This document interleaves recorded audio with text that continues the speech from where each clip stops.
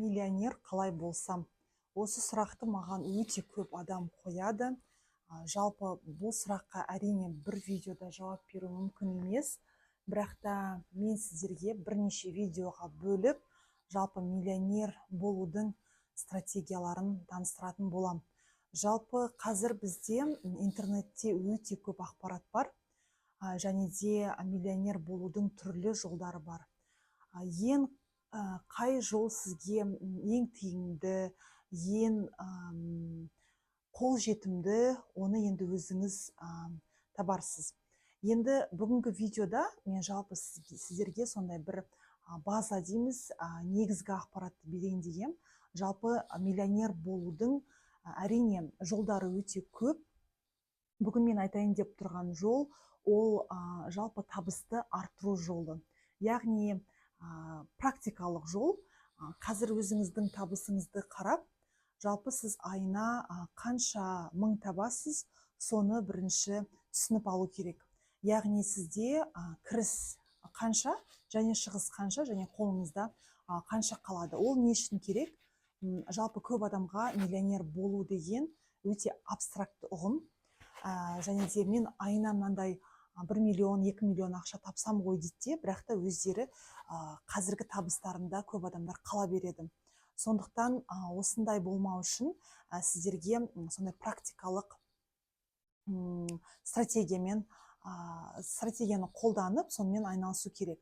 Ең бірінші сіздер өздеріңіздің табыстарыңызды жазып аласыздар. Яғни жалпы қазір қанша мың табасыздар, және де сіздердің шығындарыңыз, шығыстарыңыз қанша мың теңге. Осыны біліп алған соң, жалпы өзіңіздің мамандығыңызды зерттеу керек. Жалпы сіздің мамандығыңыздағы ең жоғарғы жалақы қанша болады? Мысалы, егер қазір дәрігер болсаңыз, дәрігер ретінде қазір 300 мың алып жүрсеңіз, 1 миллион теңге алу үшін сіз не істеуіңіз керек деген сияқты. Мүмкін өзіңіздің квалификацияңызды көтеру керек, мүмкін басқа клиникаға ауысу керек, мүмкін қосымша бір клиникада жұмыс істеу керек, мүмкін қосымша бір табыс табу керек деген сияқты. Сол сияқты әр мамандықты да осылай зерделеп қарастыруға болады. Екінші, ол жалпы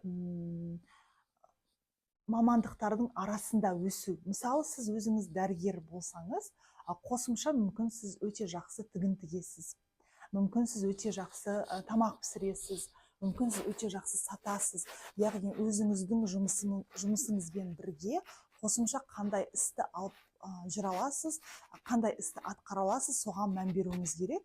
Сондықтан екінші, ол өзіңіздің былайша айтқанда нишаңызды табу, өзіңіздің дәрігерліктен кейін, мысалы, қандай мамандық сізге ұнайды, қандай жұмыс ұнайды, соны тауып, келесі 1 миллионға жету жолын өзіңіздің табыс көзі ретінде, екінші табыс көзі ретінде қолдансаңыз болады. Мысалы, бір интернетте тауар сату, немесе торт пісіріп сату деген сияқты.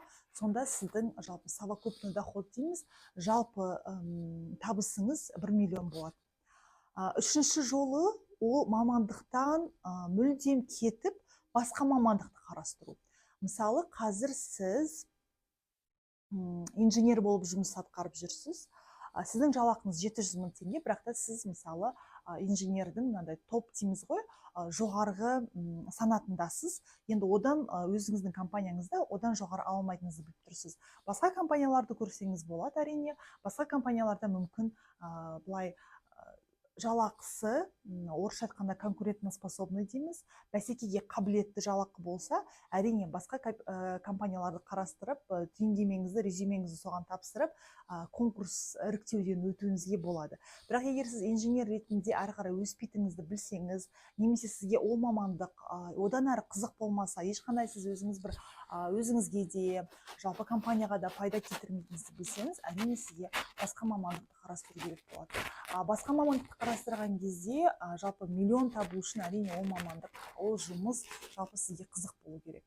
Сіз бизнеспен айналыссаңыз да, бір саланың эксперті болам десеңіз де, жалпы бір маман болам десеңіз де, егер ол мамандық сізді іштей жандырмаса, іштей сізді сондай бір мотивация бермесе, шабыттандырмаса, ол жұмыстан сіз 1 миллион тапқанның өзінде де одан сондай бір қанағат, сондай бір бақыт ала алмайсыз. Ол психологиялық түрде дәлелденген сондай алгоритм дейміз бе, дәлелденген зерттеу дейміз бе. Егер адамның өз ісі өзіне ұнамаса, онда оған миллион табу өте қиын болады. Сондықтан сіздерге үшінші беретін кеңесім, ол өздеріңізге ұнайтын істі қарап, мысалы сізге не ұнайды, мүмкін сізге жақсы былай телефонмен видео түсірген ұнайтын шығар, мүмкін сіз мықты фотограф, видеограф боласыз, немесе сізге осылай эфирге сөйлеген ұнайтын шығар, мүмкін сіз жақсы бір блогер боласыз, мүмкін сізге бір адамдарды сондай білмеймін, енді адамдарға массаж жасаған ұнайды, немесе бір адамдарды киіндірген, стилист дейміз ғой, мүмкін сізге бір дизайнерлік жұмыстар ұнайды деген сияқты. Сол салада әрі қарай өзіңізді дамытып, яғни сол салада әрі қарай өзіңізді өсіруіңізге болады. Енді түйіндей келгенде, қорытындылай келгенде, бірінші ол өз мамандығыңыздың ішінде өсу, екінші ол өз мамандығыңызбен бірге басқа мамандықты қатар алып жүру, және де үшіншісі ол мамандықты толығымен ауыстыру, мамандықтан кетіп, сол жоғарғы табыс беретін және де сізге ұнайтын мамандықта жұмыс істеу. Енді миллионер болудың басқа да құпияларын келесі видеомда айтатын боламын. Егер пайдалы болса, лайк басып, комментарий жазып, сақтап қойып, сонымен қатар достарыңызға да жіберсеңіз болады. Келесі кездескенше.